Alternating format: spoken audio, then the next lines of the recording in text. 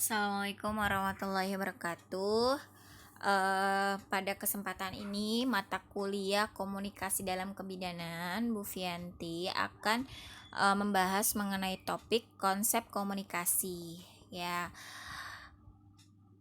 dalam konsep komunikasi ada beberapa subtopik, yaitu pengertian komunikasi, unsur komunikasi, komponen komunikasi, proses komunikasi, dan faktor yang mempengaruhi komunikasi.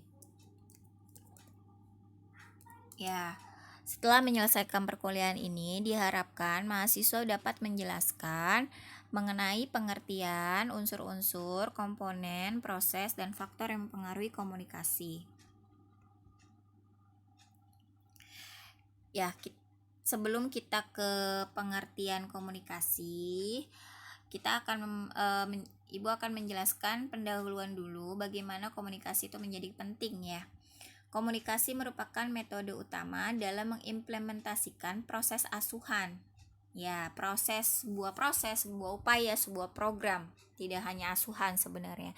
Jadi bila dikaitkan dengan kebidanan, komunikasi ini menjadi penting ya. Tadi karena dia metode untuk mengimplementasikan sebuah proses asuhan. Jadi bidan itu perlu memahami, mengaplikasikan konsep dan proses komunikasi untuk meningkatkan hubungan saling percaya dengan klien yang akan membantu merubah tingkah laku klien ke arah yang lebih baik. Bidan juga nanti akhirnya bisa memilih berbagai teknik komunikasi yang tepat untuk menyampaikan pesan kepada klien. Komunikasi juga bisa menjadi dasar interaksi antara bidan dengan klien, dengan tenaga kesehatan lainnya, dengan teman sejawat, segala macam dengan lintas sektor masyarakat. Penggunaan komunikasi yang tepat, yaitu apalagi saat asuhan gitu, memberikan asuhan, ini akan mempengaruhi hasil pelayanan yang dilakukan, bisa lebih optimal kan. Ini ada beberapa penelitian yang sudah menunjukkan bahwa komunikasi yang dilakukan oleh tenaga kesehatan itu signifikan memberikan pengaruh ya terhadap contohnya terhadap penurunan rasa nyeri ketika bersalin. Ini komunikasi yang dilakukan oleh bidan akhirnya berpengaruh, ibunya sakitnya berkurang karena diajak ngobrol, karena ada komunikasi yang dilakukan oleh bidan makanya ini komunikasi ini menjadi penting ya dalam sebuah pelayanan kebidanan. Kita masuk ke pengertian komunikasi. Komunikasi adalah, menurut Weaver dan Shannon komunikasi adalah bentuk interaksi antara manusia yang saling mempengaruhi, bisa sengaja maupun tidak sengaja, bisa dalam bentuk verbal maupun non-verbal ekspresi muka, seni, lukisan, teknologi, seperti itu. Dan ini juga dari Taylor, suatu proses pertukaran informasi atau proses pemberian arti sesuatu. Ini beberapa teori masih banyak sebenarnya. Ada Yuwono, ada Aristoteles gitu menyebutkan komunikasi itu bagaimana. Kita bisa simpulkan bahwa pengertian dari komunikasi adalah suatu proses interaksi dari seorang ke orang lain dengan menggunakan bentuk verbal maupun non-verbal untuk mencapai tujuan tertentu. Akhirnya kita juga bisa simpulkan komunikasi dalam kebidanan adalah suatu bentuk komunikasi verbal maupun non-verbal yang digunakan, yang dilakukan oleh bidan dalam memberikan asuhan kepada pasiennya atau kliennya. Selanjutnya setelah kita mengetahui pengertian, selanjutnya adalah unsur-unsur komunikasi. Komunikasi itu seyogyanya memiliki unsur-unsur seperti ini yaitu adanya komunikator atau sumber pesan, adanya penerima pesan atau komunikan atau receiver, adanya pesan itu sendiri yang mau disampaikan, adanya media, adanya umpan balik. Source atau komunikator atau sumber pesan adalah pihak yang mengawali komunikasi untuk mengirimkan pesan, itu disebut sender bisa juga. Asal mulanya kenapa adanya komunikasi, karena adanya keinginan dari seorang pengirim pesan, karena dia ada rangsangan atau stimulasi, bisa jadi dari luar dia mengalami sesuatu peristiwa, dia melihat temuan-temuan, akhirnya dia berpikir. Nah, pikirannya ini menyebabkan adanya gagasan ini ingin disampaikan ke orang lain, ingin diungkapkan ke orang lain. Akhirnya dia mengirimkan pesan kepada seseorang yang diinginkannya, yaitu untuk menerima pesan. Kemudian komunikan atau receiver, yaitu pihak yang menerima pesan yang menjadi sasaran pesan yang dikirim oleh pemberi pesan atau sumber. Ya, bisa individu, bisa kelompok, bisa komunitas, bisa publik, bisa organisasi, bisa masyarakat yang menjadi sasarannya. Nah, kunci keberhasilan komunikasi adalah mengenal karakteristik dari penerima pesan, sehingga sumber pesan itu bisa merancang bagaimana nih biar pesannya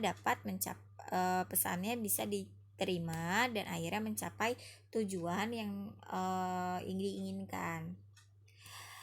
Yang berikutnya adalah unsur pesan, yaitu informasinya atau message-nya, yaitu yang disampaikan dari pengirim ke penerima. Pesan ini menjadi efektif bila pesan ini jelas ya, terorganisasi dan diekspresikan oleh pengirim pesan dengan tepat.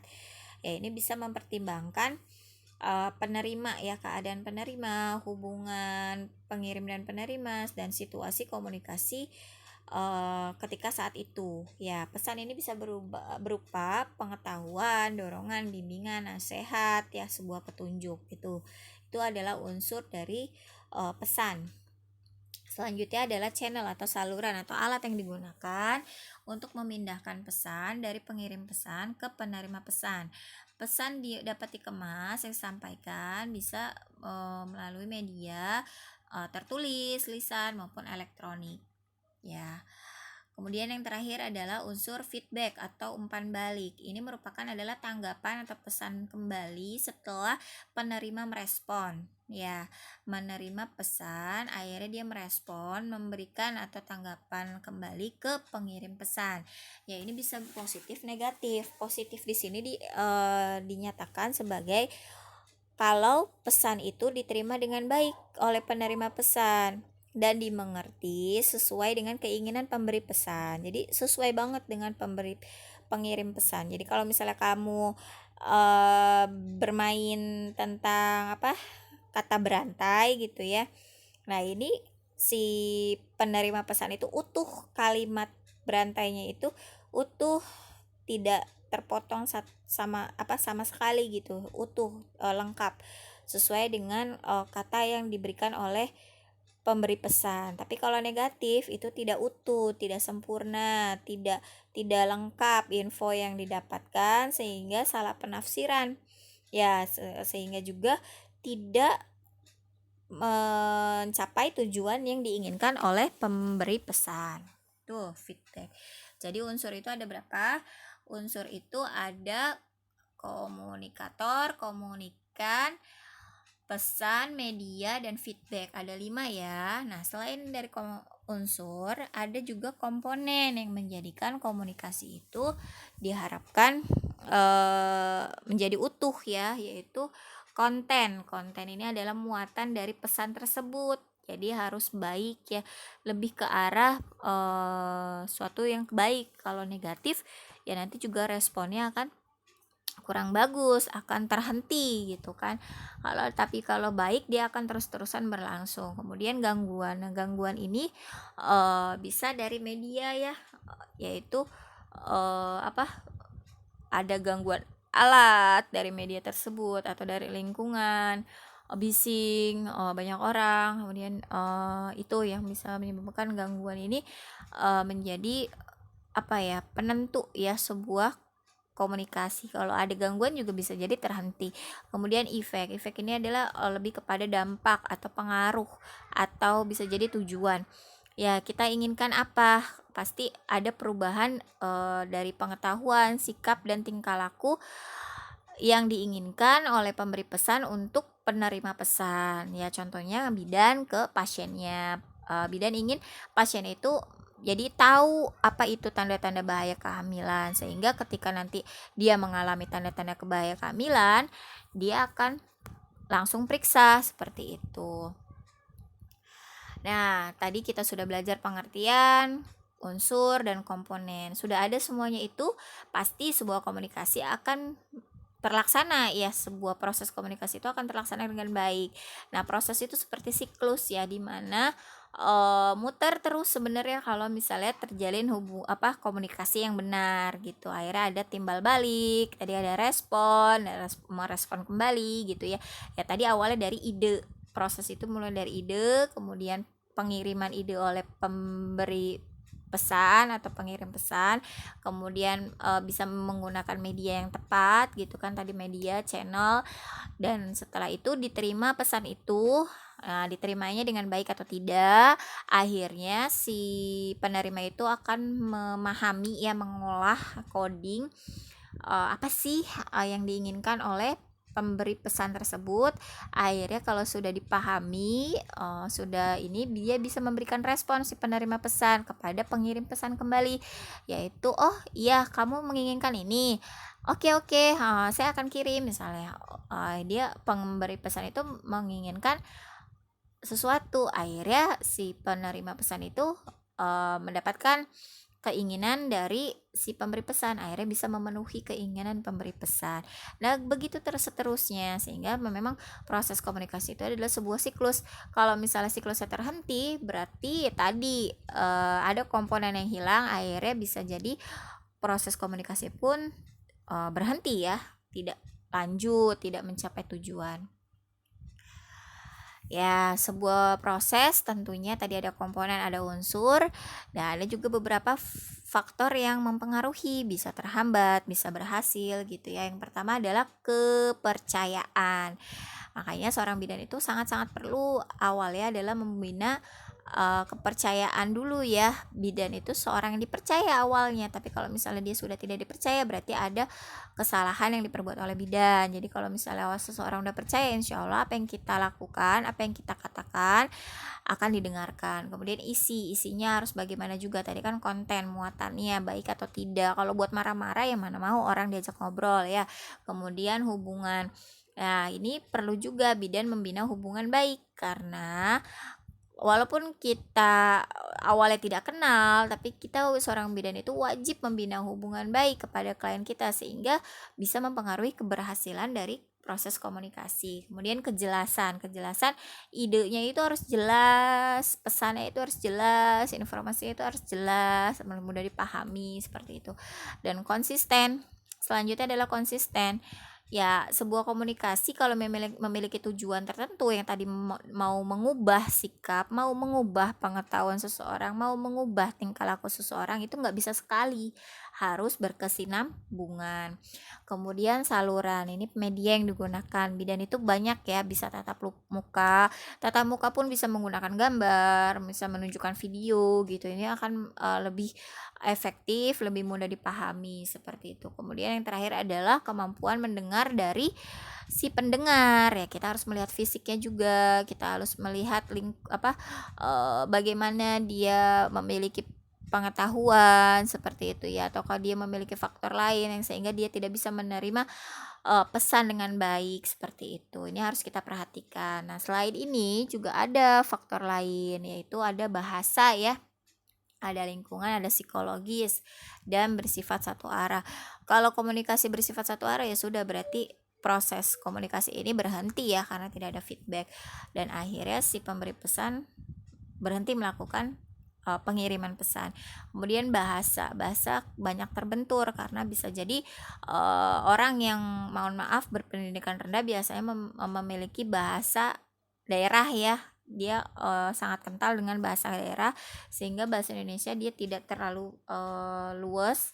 Akhirnya kalau misalnya bidan yang hanya bisa melakukan bahasa Indonesia tapi tidak bisa bahasa daerah setempat, dia akan kesulitan.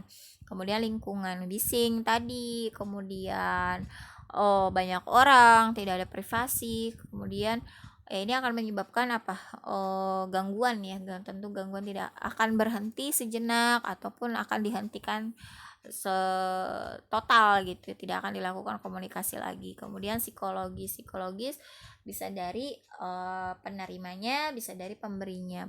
Bisa bidan itu kan bidan juga manusia, jadi memiliki masalah keluarga, masalah diri gitu ya, ketika tidak mood, kemudian dia harus melakukan pelayanan, dia terbawa.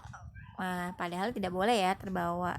Nanti apapun masalahnya bidan itu tidak boleh keluar ke pasien seperti itu. Tapi bisa jadi kalau misalnya bidannya itu tidak bisa mengendalikan diri. Nah, ini bisa mempengaruhi ya.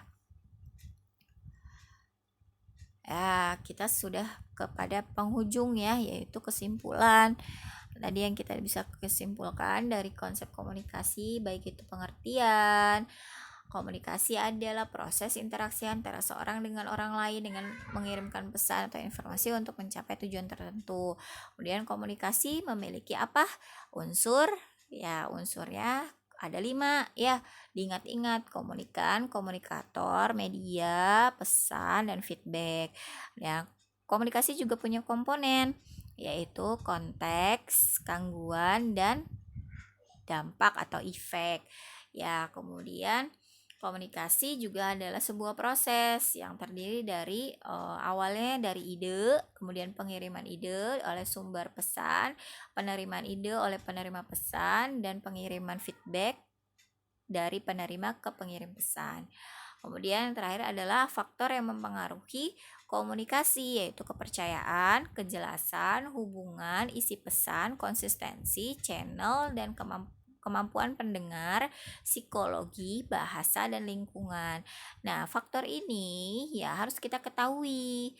Jadi kita bisa mengatasi dan akhirnya kita bisa melakukan komunikasi secara berhasil ya, sesuai dengan tujuan. Mungkin itu saja dari Ibu ya untuk pertemuan pertama mengenai konsep komunikasi. Untuk diskusi bisa nanti lewat WA group, YouTube channel, Telegram channel, maupun email.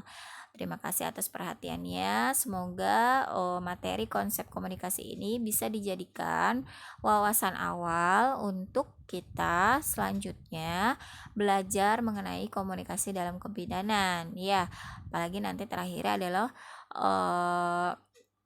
kita melakukan konseling, bagaimana kita melakukan konseling kepada pasien kita, yaitu seorang ibu. Terima kasih atas perhatiannya, semoga bermanfaat. Wassalamualaikum warahmatullahi wabarakatuh.